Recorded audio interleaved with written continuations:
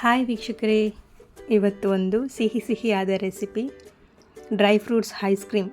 ನೋಡಿ ಎಷ್ಟು ಚೆನ್ನಾಗಿ ಸೆಟ್ ಆಗಿದೆ ಅಂದರೆ ಫ್ರಿಜ್ಜಲ್ಲಿ ಸೂಪರಾಗಿ ಬಂದಿದೆ. ಟೇಸ್ಟ್ ಕೂಡ ಅಷ್ಟೇ ಚೆನ್ನಾಗಿದೆ. ನೀವು ಮನೆಯಲ್ಲೇ ಮಾಡಿಕೊಂಡು ಈ ಬೇಸಿಗೆ ಕಾಲಕ್ಕೆ ಐಸ್ ಕ್ರೀಮ್ ಮಾಡ್ಕೊಂಡು ತಿನ್ಬೋದು. ತುಂಬಾ ಈಸಿ ಇದೆ. ಜಾಸ್ತಿ ಕೂಡ ಇಂಗ್ರೀಡಿಯೆಂಟ್ಸ್ ಯೂಸ್ ಮಾಡಲಿಲ್ಲ. ಸ್ವಲ್ಪ ಇಂಗ್ರೀಡಿಯೆಂಟ್ಸ್ ಬೇರೆ ಬೇರೆ ಟೈಪ್ನಲ್ಲಿ ಐಸ್ ಕ್ರೀಮ್ಸ್ ಮಾಡ್ತಾರೆ, ಬಟ್ ಈ ಥರ ಕೂಡ ಮಾಡಿ ನೋಡಿ, ತುಂಬಾ ಚೆನ್ನಾಗಿರುತ್ತೆ. ಬನ್ನಿ ನೋಡುವ ಹೇಗೆ ಮಾಡೋದಂತ. ಮೊದಲಿಗೆ ನಾನಿಲ್ಲಿ ಸ್ವಲ್ಪ ಗಟ್ಟಿ ಹಾಲನ್ನ ಬಿಸಿ ಮಾಡಿಟ್ಕೊಂಡು ಅದಕ್ಕೆ ಸ್ವಲ್ಪ ಕೇಸರಿನ ಮಿಕ್ಸ್ ಮಾಡಿಬಿಟ್ಟು ಇಟ್ಕೊಳ್ತಿದ್ದೇನೆ. ಅದು ಕಂಪ್ಲೀಟಾಗಿ ಕರಗಿ ಸ್ವಲ್ಪ ಕಲರ್ ಚೇಂಜ್ ಆಗುತ್ತೆ ನೋಡಿ. ಇದು ಆಪ್ಷನಲ್, ನಿಮಗೆ ಬೇಕಿದ್ರೆ ಹಾಕ್ಕೊಳ್ಬೋದು, ಇಲ್ಲಾದರೆ ಹಾಕ್ಕೊಳ್ಬೇಕಂತ ಏನಿಲ್ಲ. ಫ್ಲೇವರ್ ತುಂಬ ಚೆನ್ನಾಗಿ ಬರುತ್ತೆ, ಅದಕ್ಕೋಸ್ಕರ ನಾನು ಅದಕ್ಕೆ ಆ್ಯಡ್ ಮಾಡ್ತಾ ಇದ್ದೇನೆ. ನೆಕ್ಸ್ಟ್ ಇಲ್ಲಿ ನೋಡಿ ಇಷ್ಟು ಇಂಗ್ರೀಡಿಯೆಂಟ್ಸ್.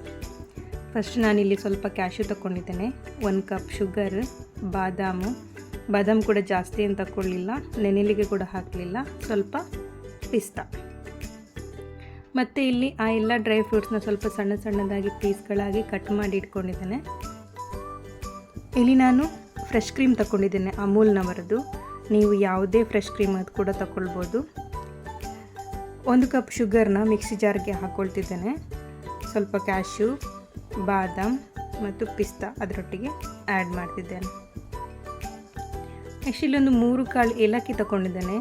ಇದನ್ನು ನಿಮಗೆ ಆಪ್ಷನಲ್, ಫ್ಲೇವರ್ ಚೆನ್ನಾಗಿ ಬರುತ್ತೆ ಹಾಕಿದರೆ. ನಿಮಗೆ ಅದರ ಫ್ಲೇವರ್ ಬೇಡ ಅಂತಾದರೆ ಸ್ಕಿಪ್ ಮಾಡ್ಕೊಳ್ಳಿ.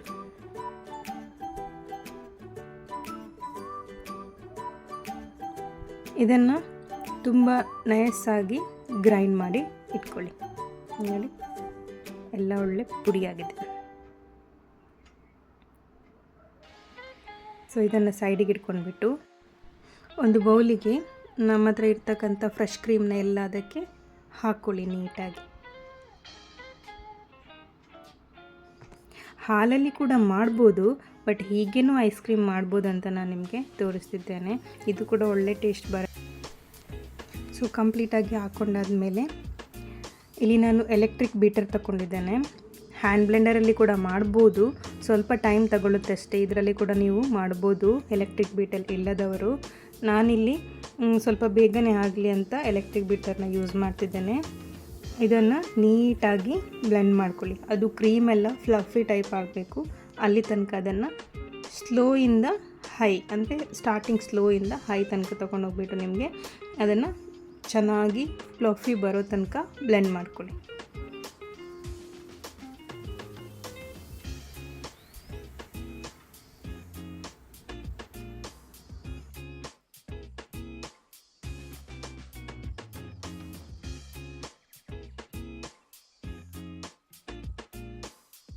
ಇದಾದ ನಂತರ ಈಗ ಇದು ಸ್ವಲ್ಪ ಗಟ್ಟಿಯಾಗಿದೆ. ಇದಕ್ಕೆ ನಾವು ಅರ್ಧದಷ್ಟು ನಾವೇನು ಪುಡಿ ಮಾಡಿ ಇಟ್ಕೊಂಡಿದ್ವಿ ಆ ಪೌಡರನ್ನು ನಾನು ಅದಕ್ಕೆ ಆ್ಯಡ್ ಮಾಡ್ತಿದ್ದೇನೆ. ಒಂದೇ ಸಲ ಹಾಕ್ಕೊಂಡ್ರೆ ಗಂಟುಗಳ ಟೈಪ್ ಆಗ್ಬೋದು, ಅದಕ್ಕೋಸ್ಕರ ಅರ್ಧ ಹಾಕ್ಕೊಂಡ್ಬಿಟ್ಟು ಅದನ್ನು ಬ್ಲೆಂಡ್ ಮಾಡ್ಕೊಳ್ಳಿ.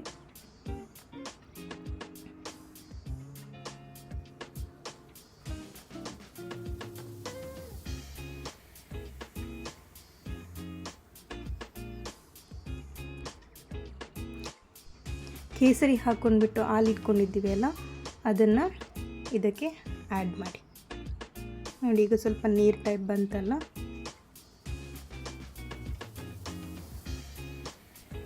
ಈಗ ನಾವೇನು ನೆಕ್ಸ್ಟ್ ಆಫ್ ಇಟ್ಕೊಂಡಿದ್ವಿ ಮಿಕ್ಸಿ ಜಾರ್ನಲ್ಲಿ, ಅರ್ಧ ಮಾತ್ರ ಹಾಕಿ ಇನ್ನು ಆಫ್ ಇಟ್ಕೊಂಡಿದ್ವಲ್ಲ, ಅದೆಲ್ಲ ಪೂರ್ತಿ ಮಿಶ್ರಣ ಅದಕ್ಕೆ ಆ್ಯಡ್ ಮಾಡ್ಕೊಂಡಿಡಿ.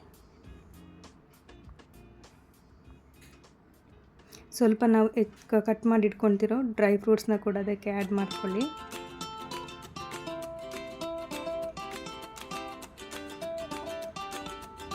ಸೊ ಇದು ಕಂಪ್ಲೀಟಾಗಿ ಬ್ಲೆಂಡ್ ಆಗಿಬಿಟ್ರೆ ಆಯಿತು.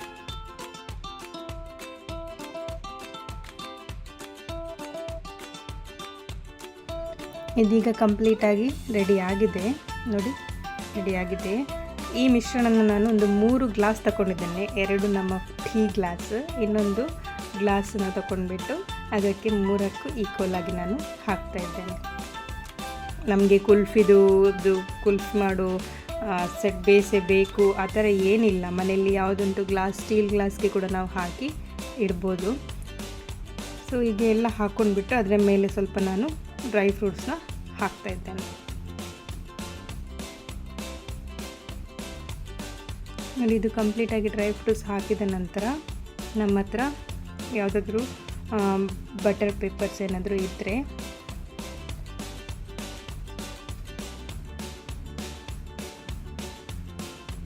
ಸೊ ಇಲ್ಲಿ ನಾನು ಅದನ್ನು ಕಂಪ್ಲೀಟಾಗಿ ಹೇರ್ ಒಳಗಡೆ ಹೋಗೋದಾಗಿ ಬಟರ್ ಪೇಪರಿಂದ ರಬ್ಬರ್ ಬ್ಯಾಂಡ್ ಹಾಕ್ಬಿಟ್ಟು ಕವರ್ ಮಾಡ್ತಿದ್ದೇನೆ.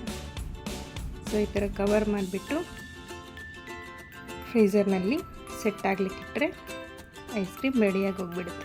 ಸೊ ಓವರ್ನೈಟ್ ಇಟ್ಟ ನಂತರ ಇದೀಗ ಆಗಿದೆ ಕಂಪ್ಲೀಟಾಗಿ. ಇಲ್ಲಿ ನಾನು ಬಟರ್ ಪೇಪರ್ನ ಓಪನ್ ಮಾಡ್ತಾ ಇದ್ದೇನೆ. ಸೊ ಒಳ್ಳೆ ಕರೆಕ್ಟಾಗಿ ಸೆಟ್ ಆಗಿಬಿಟ್ಟಿದೆ, ನಮ್ಮ ಐಸ್ ಕ್ರೀಮ್ ರೆಡಿ ಆಗಿದೆ. ನೋಡಿ, ಸೂಪರಾಗಿ ಬಂದಿದೆ ಅಲ್ಲ. ಹಾಗೆಯೇ ಒಂದೊಂದು ಗ್ಲಾಸ್ ಇಟ್ಕೊಂಡು ಒಬ್ಬೊಬ್ಬರು ತಿನ್ಬೋದು. ಸೊ ಅಷ್ಟು ಚೆನ್ನಾಗಿ ಬಂದಿದೆ.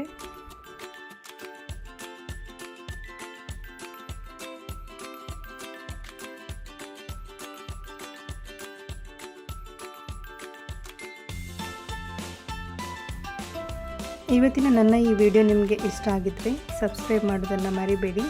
ಮುಂದಿನ ಹೊಸ ವಿಡಿಯೋದೊಂದಿಗೆ ಮೀಟ್ ಮಾಡ್ತೇನೆ. ಅಲ್ಲಿ ತನಕ ಟೇಕ್ ಕೇರ್. ಬಾಯ್.